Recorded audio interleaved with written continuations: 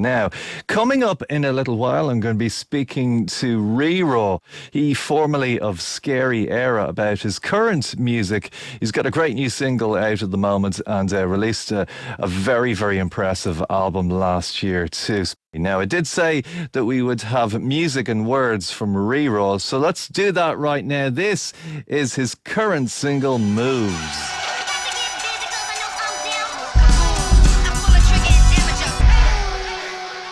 Moves, that is the brand new single from Rá. You may have heard it on the show over the past couple of weeks. Rá is a gentleman that I've wanted to have on the show for a long, long time, and it's happening right now. So listen, Rá, how are you? Welcome. How you doing, Dan? I'm good. So listen, tell me about this track first of all, because you released the 13 Tide album last year. Is this the next batch of material, or at least part of that? That was something I did because of the hip hop 50th anniversary. I just put a little breakdance one together because that's how I started out. And the video is today's breakdancers, which is a lot different than when I started out. Like in gymnastics now, you know. Yeah, I mean, when you think back to when hip hop was kind of new, and you compare it to today, like, what are your thoughts about what's around today in comparison to what was around in the early days? I mean, it's always changed, you know. Stuff in the 80s doesn't sound like stuff in the 90s and 2000s. It's always branched out. A lot of style now I wasn't really feeling for a while. You know, they took the DJ out of it, and then they took the samples out of it. And was like, okay, is this really hip-hop? Just because they're rapping on it? But I like some of it, you know. It's a total new thing. It's a different style. And that's what hip-hop, I think, is supposed to do. It's just evolving all the time. Well, I suppose you do come across kind of kindred souls. Like, I mean, I know you've done some work with DJ Supreme, and then there's obviously loads of other people you've worked with too. But DJ Supreme is one of the guys. He's on the current album, the 13 Tide album, and you did a track with him a couple of years back as well, didn't you? Yeah, for his project. Yeah, I've been listening to Supreme since late 80s with Hijack. Hijack was a UK hip hop crew that were just about to explode through Ice-T's label, Rhyme Syndicate. And I used to listen to the instrumentals of Supreme's beats to practice flowing over, to practice my rhymes, you know, because it was really fast and Kamachi Sly was just flying on it. I was like, Jesus, how can he get so many words in, you know?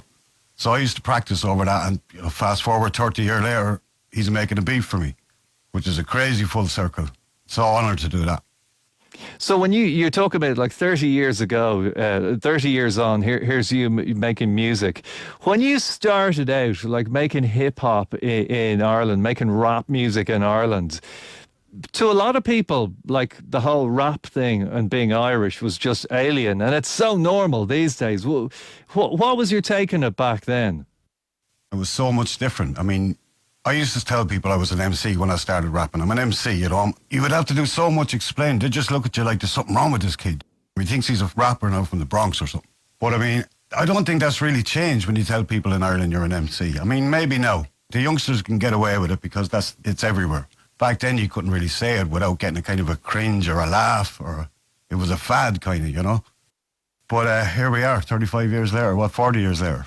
Absolutely, yeah. I mean, are the ways that you work now that are kind of ways that you would have worked many, many years ago, that kind of you were able to rework them, and it's kind of like, well, a good idea then is a good idea now? Yeah, kind of. I mean, the style is switched up, like I said. I always started out with a fast flow. That's how I started doing it. So I had to kind of slow it down when the boom bap era came in. I don't know what style they'd call it these days, or what kind of flow it is. They all kind of sound on the same type of, you know, nobody's really jumping out. Everyone seems to have the same type of style now. What I'm hearing anyway. So tell me about the 13 Tide, because this is an album that came out last year. What was that years in the making? There's a couple of tracks that are probably about 3 or 4 years old, but the bulk of it was in 6 months. I just got stuck into it. All of a sudden I had like 12, 13, 14 tracks. Let's put this out. So listen, if I don't ask you this, people are going to give out to me. But live, do you have any live dates lined up? Is that your thing these days? Yeah, well, next year I'm planning on doing as many as I can. Well, I got a good crew with me now, you know, with full band, keyboards, with decks, got percussion. We got Joe who plays like 5 or 6 instruments. He's amazing. See, we're all doing something different, all works together, so we're going to bring down the road next year because it'll be 40 years since I first got into hip-hop and it'll be 50 years on the planet. And we got to do something for that. Absolutely, absolutely. But listen, it's great to have you on the show. Thanks for taking the time to chat to me. So look, we were talking about the 13th Tide. I was going to play Running This Sound. Are you okay with that? Cool. Go with that. Ray Rory, gentlemen, thanks a million. Thanks, Dan.